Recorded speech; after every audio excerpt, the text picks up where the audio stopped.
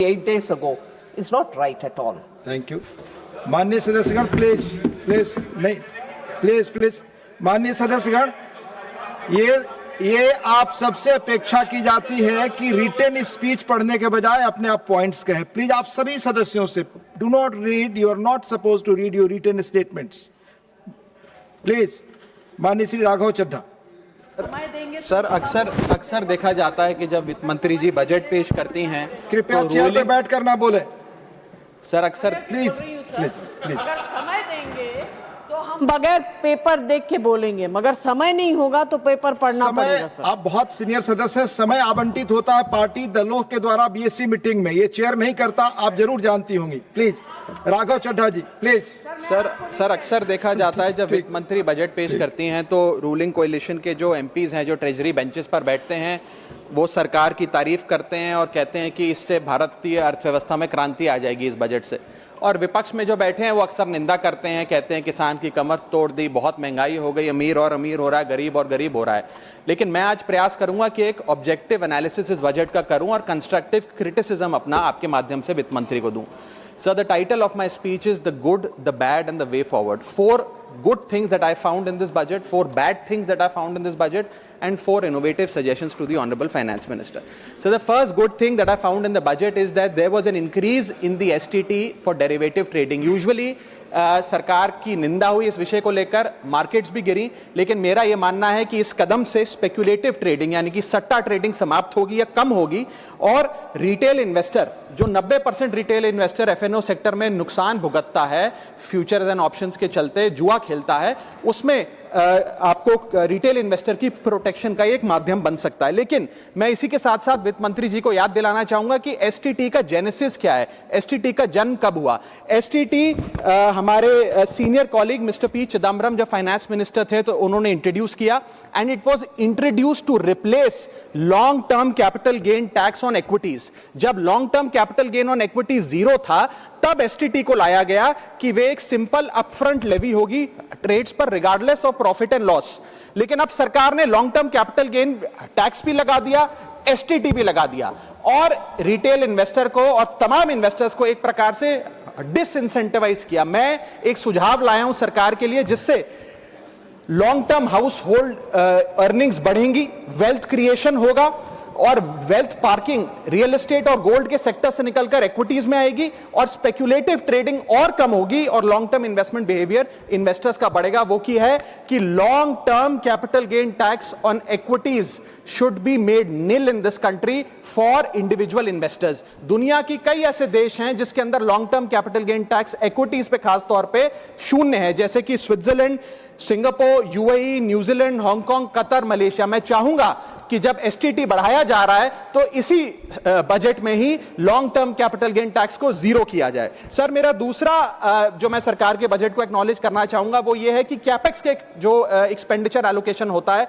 उसमें एक बढ़ोतरी देखी गई। जहां वित्तीय वर्ष 18-19 में मात्र 3 लाख करोड़ कैपेक्स था, वो इस वित्तीय वर्ष में 12 लाख करोड़ तक पहुंचा है, which is 4.4% of the GDP, which is a good step. It will have a multiplier effect and it will prioritise asset creation. लेकिन इसके साथ साथ सरकार को 5 साल में क्या कैपेक्स वो कौन कौन से क्षेत्रों में खर्चा करने जा रही है उसका एक ब्यौरा देना चाहिए ताकि प्राइवेट सेक्टर भी इस कैपेक्स के खर्चे को मैच कर सके।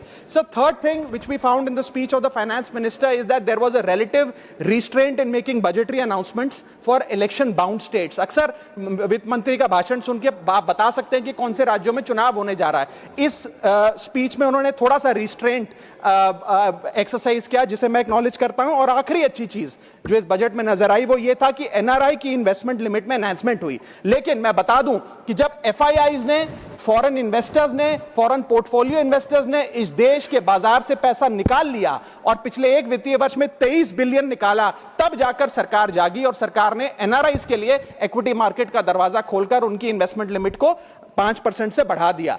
इसमें कोई दो राय नहीं है कि इससे इन्वेस्टर्स 32 मिलियन एनआरआई इन्वेस्टर्स को अब भारतीय बाजार में पैसा डालने का मौका मिलेगा। लेकिन इसी के साथ साथ सरकार को इस पर भी गौर फरमाना चाहिए कि क्यों फॉरेन इन्वेस्टर्स भारत से पैसा निकाल कर बाजार को छोड़कर जा रहे हैं। Sir, now I come to the bad part of the budget. First thing is the debt to GDP crisis. सरकार ने और डेट लेने के लिए, कर्जा लेने के लिए इस बजट में फॉर्मूला ही बदल दिया। पहले सरकार डेट जब लेती थी तो ओल्ड एफआरबीएम रूल्स के तहत 3% ऑफ जीडीपी तक का फ्रेश डेट लेती थी। इस बजट में सरकार ने उस फॉर्मूले को बदलकर कहा कि टोटल सरकार का डेट जीडीपी का 50% होगा और उस सीमा में हम डेट लेंगे। यानी कि they want to play on the denominator effect. For example, एक साल बजट अगर हमारा जीडीपी 12% से ग्रो करता है तो उस साल सरकार खूब सारा डेट लेके सरकार पे कर्जा लाद सकती है, जो कि फिस्कल डेफिसिट 4.5, 6.5, 5% तक भी पहुंच सकता है। सर, इसी के साथ साथ मैं बताना चाहूंगा कि आज सरकार कहती है कि हमारा डेट टू जीडीपी रेशियो 56% है, लेकिन ये गलत है, क्योंकि बहुत सारे ऑफ बैलेंस शीट आइटम्स हैं जिसे सरकार डेट में दिखाती ही नहीं है, जैसे कि FCI bonds, OMC bonds, fertiliser, NHAI, NFSS, यानी कि तमाम तरीके के ऐसे कर्जे हैं सरकार के ऊपर जो सरकार अपनी बैलेंस शीट में नहीं दिखाती है। सर, मैं सरकार को आपके माध्यम से यह रिक्वेस्ट करना चाहूंगा कि देश का कर्जा और कैसे ना बढ़े इस पर काम करें, ना कि और कर्जा लेने के लिए हम जीडीपी और डेट टू जीडीपी के फॉर्मूले के रेशियोज बदलकर और पैसा कर्जे पे ब्याज पर लेने का प्रयास करें। सर, दूसरी दिक्कत जो इस बजट में नजर आई वो ये थी कि इनकम टैक्स स्लैब में चेंज नहीं हुआ।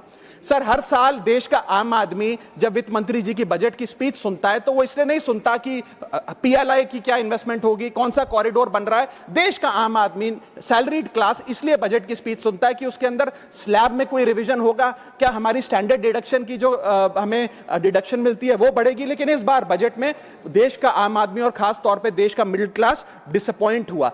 पहले ही there has been a stagnation in the salaries. Inflation 6.8% पे खड़ा है, लेकिन उसके बावजूद हमने इस बार कोई स्लैब में या स्टैंडर्ड डिडक्शन में चेंज नहीं देखा। मैं आपके माध्यम से वित्त मंत्री जी को रिक्वेस्ट करना चाहूंगा कि आप इसी बजट में अनाउंसमेंट करें कि स्टैंडर्ड डिडक्शन जो 75,000 रुपए उसे बढ़ाकर सैलरीड क्लास के लिए 1.5 लाख रुपए किया जाए। Sir, third problem that was there with the budget is that there was no relief for the middle class. Sir, after a very long time in India's history, the personal income tax collection was more than the corporate income tax collection. यानी कि individuals ने जो income tax भरा वो लगभग 11 लाख करोड़ के आसपास भरा, और कंपनियों ने, कॉर्पोरेट ने जो इनकम टैक्स भरा वो लगभग 9.8 लाख करोड़। यानी कि मैक्सिमम टैक्स आपको इंडिविजुअल्स के इनकम टैक्स से मिल रहा है, आप मिडिल क्लास वो टैक्स भर रहा है। आज वो दौर आ गया है कि हम मिडिल क्लास को अपलिफ्ट करें, मिडिल क्लास को पैम्पर करें, नहीं तो मिडिल क्लास एक सैंडविच की तरह रिच क्लास और पुअर क्लास में दबता चला जा रहा है। सर, राइजिंग कॉस्ट प्रेशर्स के चलते पिछले वित्तीय वर्ष में मिडिल क्लास ने देखा कि उसके एजुकेशन के खर्चे में 8% की बढ़ोतरी हुई, हेल्थ केयर 9% से महंगा हुआ, रेंट 7% से, फूड 6% से, ट्रांसपोर्ट 5% से। मेरा रिक्वेस्ट यह है माननीय फाइनेंस मिनिस्टर से कि वो इनकम टैक्स में रियायत देकर या तो मिडिल क्लास को कोई रिलीफ दें, और अगर इनकम टैक्स में रियायत नहीं दे सकती हैं तो उसकी सेविंग्स और इन्वेस्टमेंट्स पे उसको बेनिफिट दें, उसे इंसेंटिव्स दें कि वो ज्यादा बचत करे, ज्यादा वेल्थ क्रिएशन कर पाए। Sir, fourth problem in this budget that I found was the budgetary allocation to health, which is low and which certainly needs a relook. Sir, आज हमने अपने टोटल गवर्नमेंट एक्सपेंडिचर का 2% हेल्थ को allocate किया है, लगभग 1 लाख करोड़ के आसपास। नेशनल हेल्थ पॉलिसी 2017 बताती है सर, और सरकार का ये अपना ऑब्जेक्टिव रहा है, गोल रहा है, that spending on public health should be 2.5% of GDP। आज हम 2026 में खड़े हैं, हमारी पब्लिक हेल्थ पे स्पेंडिंग मात्र 0.5% ऑफ जीडीपी। हम अपने लक्ष्य से कोसों मील दूर हैं। जहां यूएस में 18% ऑफ जीडीपी हेल्थ केयर पे खर्च होता है, यूके में 12%, जर्मनी में 13%, स्वीडन में, नेदरलैंड में, डेनमार्क में, जापान में, स्पेन में 10% ऑफ जीडीपी खर्च होता है, क्योंकि वो देश जानते हैं कि जान है तो जहान है। लेकिन हमारे देश में मात्र 0.5% ऑफ जीडीपी हम अपने हेल्थ पे खर्च करते हैं, और इसके चलते आलम यह है कि सरकारी अस्पताल में अगर आप चले जाइए, which is called the backbone of India's healthcare, वहां पर आपको पुरानी जर्जर बिल्डिंग मिलेंगी, मैसिवली अंडरस्टाफ्ड हॉस्पिटल मिलेगा, ओवरवर्क डॉक्टर मिलेंगे, पॉपुलेशन के हिसाब से बेड नहीं मिलेगा, जांच के लिए मशीनें नहीं हैं, दवाइयों की कमी है, और अगर इलाज की ऑपरेशन की डेट मिल भी जाए तो वो डेट इतनी दूर होती है तब तक मरीज चल बसता है. Sir, the reality is that COVID made us realise and it was a wake up call for India's public health infrastructure. And I want to ask the house today, are we prepared,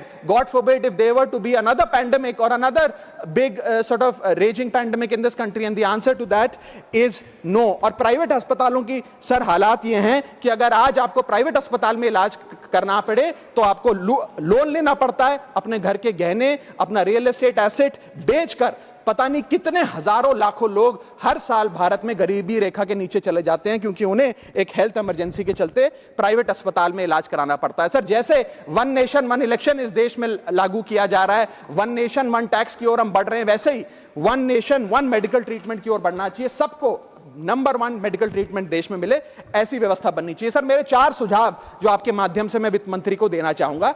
पहला सुझाव है, put all land and property records of India on blockchain. एक blockchain based land registry ledger बनाइए.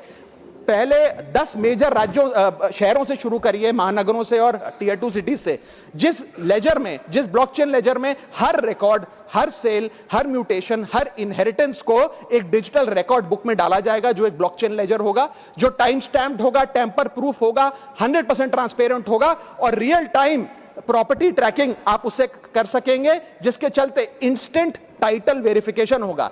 आज sir हमारा जो real estate का land and property record का जो बाजार है उसमें अटर कियोस है. कियोस इसलिए है कि लोगों को रजिस्ट्रार के दफ्तर के बाहर धक्के लग रहे हैं, दलालों ने उन अफसरों पे पूरी तरीके से कब्जा किया हुआ है, प्रॉपर्टी टैक्स में चोरी होती है, सर्कल रेट को एक्सप्लॉइट करके कैश में प्रॉपर्टियां खरीदी जाती हैं, फर्जी कागज, कब्जे, टाइटल डिस्प्यूट, न जाने क्या क्या चल रहा है, जिसके चलते आज 66% of India civil disputes are land disputes.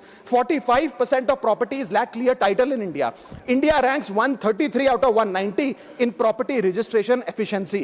48% of our properties are under dispute and the average time taken by civil courts to resolve these disputes is 7 years. And 6.2 crore property documents are pending digitization. वो तहसीलदार के दफ्तर में पड़े या registrar के दफ्तर में, उनका डिजिटाइजेशन अभी तक नहीं हुआ. इन सारी बीमारियों का एक ही दवा है, that is national blockchain registry, जिसके चलते प्रॉपर्टी डिस्प्यूट समाप्त होंगे, मिडिल क्लास की वेल्थ अनलॉक होगी क्योंकि वे और ब्याज पे पैसा ले पाएंगे, प्रॉपर्टी टैक्स की कंप्लायंस बढ़ेगी और रीट्स जैसे इन्वेस्टमेंट व्हीकल्स को ब्लॉकचेन वेरीफाइड टाइटल मिलेंगे, उसमें भी बढ़ोतरी देखी जाएगी.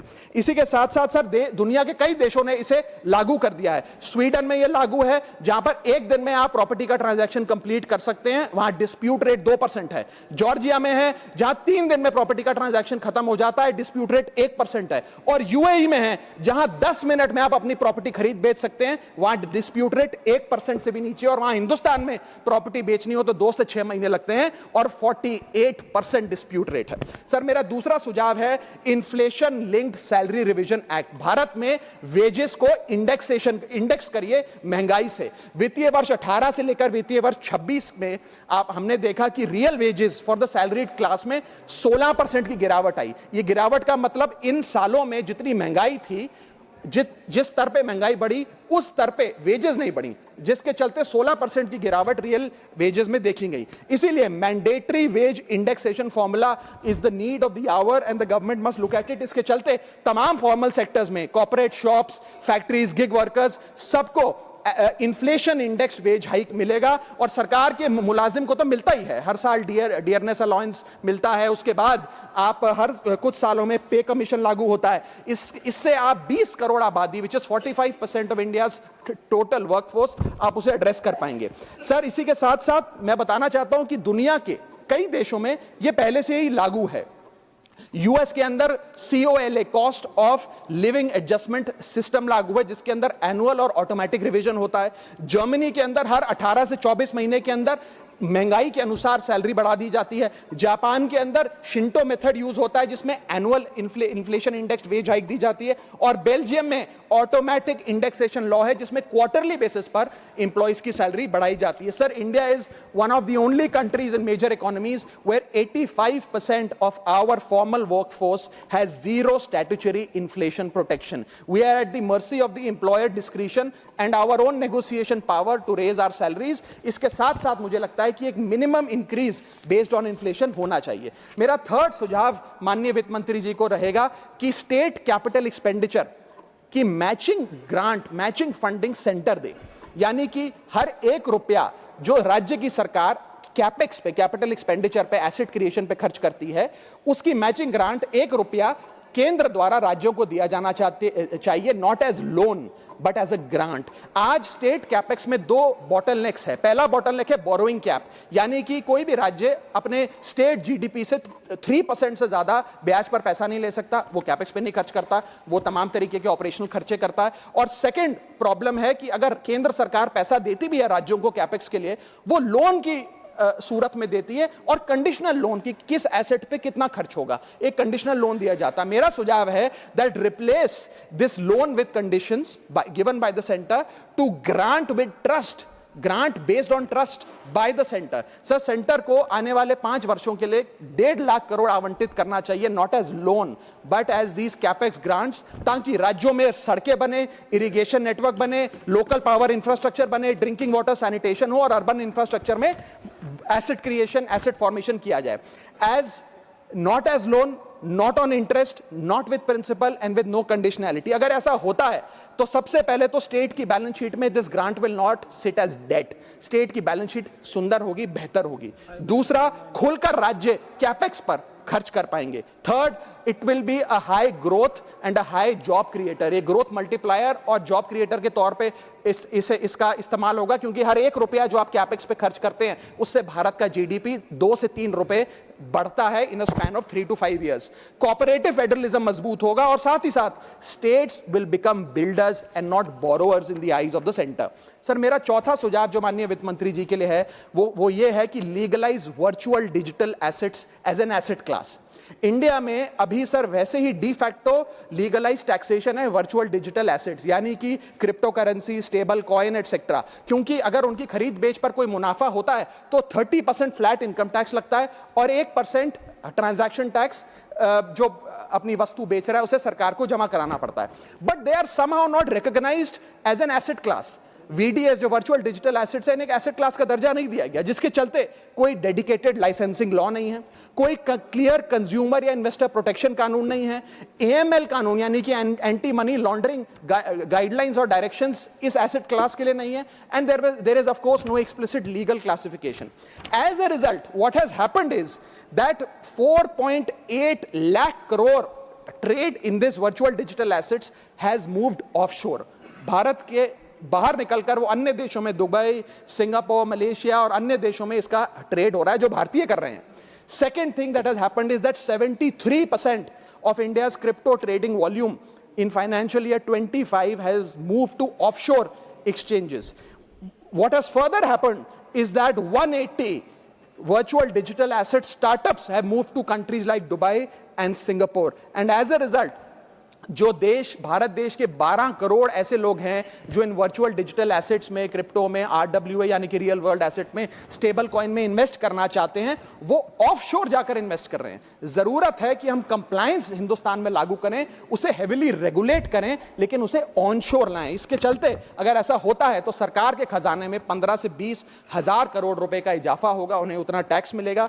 और इसी के साथ साथ मैं सरकार को कहना चाहता हूं that we currently tax these virtual digital assets as if they are legal, but we regulate them as if they are illegal. मेरा सुझाव है कि इसे heavily regulate करिए, रिंग फेंस करिए इस इकोसिस्टम को, AML गाइडलाइंस यानी कि एंटी मनी लॉन्ड्रिंग कानून और मजबूत करिए, लेकिन prohibition is not protection, regulation is protection. Thank you so much, sir. Thank you, धन्यवाद माननीय राघव चड्ढा जी।